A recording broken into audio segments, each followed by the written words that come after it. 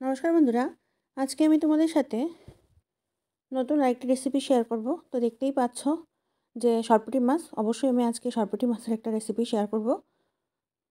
তো চলো দেখে নেওয়া যাক কিভাবে আমি এই রান্নাটা করেছি। তো প্রথমে অবশ্যই সরপুঁটি মাছ আমি কেটে ধুয়ে নিয়েছি। এখন সরপুঁটি মাছের ভিতরে আমি একটু লবণ আর হলুদ দিয়ে মেখে নিচ্ছি মাছগুলোকে ভাজার জন্য। তো মেখে নেওয়ার পরে আমি এখানে একটা পেস্ট তৈরি করে নিয়েছি। আমি এখানে সরিষা আর কাঁচা লঙ্কা দিয়ে একটা পেস্ট তৈরি করে নিয়েছিলাম। এখানে গুঁড়া মশলা নিচ্ছি, হলুদ গুঁড়ো, লঙ্কা গুঁড়ো, জিরার গুঁড়ো আর ধনিয়ার গুঁড়ো। জল দিয়ে গুঁড়া মশলাটাকে আমি আগের থেকে গুলিয়ে রাখছি যাতে একটা ভালো স্বাদ আসে এটার জন্য। এখন কড়াইতে তেল দিয়ে তেলটা যখন গরম হয়ে আসবে এর ভিতরে আমি মাছগুলোকে দিয়ে দিচ্ছি। মাছগুলো দিয়ে বেশ ভালোভাবে দু পিঠ আমি একটু কড়া করে ভেজে নেব উল্টে পাল্টে। মাছগুলো আমার দু পিঠ ভাজা হয়ে গিয়েছে। এখন আমি কড়াই থেকে তুলে নিচ্ছি।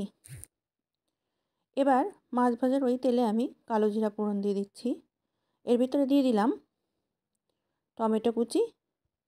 টমেটো কুচি দিয়ে টমেটো কুচিটাকে একটু নাড়াচাড়া করে যখন হালকা নরম হয়ে আসবে তখন আমি যে পেস্টটা বানিয়ে রেখেছিলাম মশলার, গুঁড়া মশলা, সেটাকে দিয়ে দিলাম। দিয়ে একটু কষিয়ে নেব।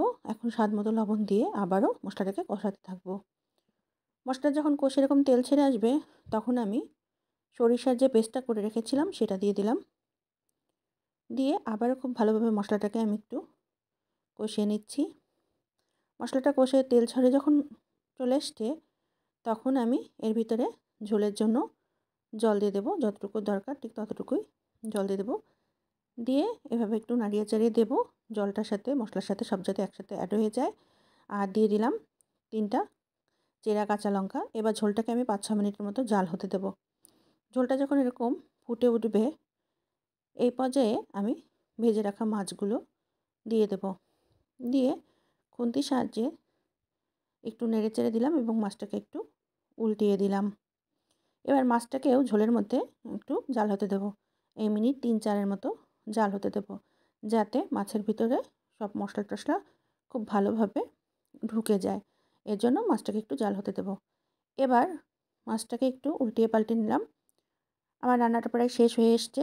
এই পর্যায়ে আমি নামিয়ে নেব। এটা গরম ভাতের সাথে খেতে কিন্তু খুব মজাদার হয়। তো তোমরাও ট্রাই করে বাড়িতে দেখতে পারো। তো আজকে তোমাদের সাথে এটাই আমার শেয়ার করা রেসিপি ছিল। আজকে এখানেই বিদায় নিচ্ছি। পরবর্তীতে দেখা হবে নতুন কোনো রেসিপি নিয়ে। ততক্ষণ পর্যন্ত তোমরা সবাই ভালো থেকো। টাটা।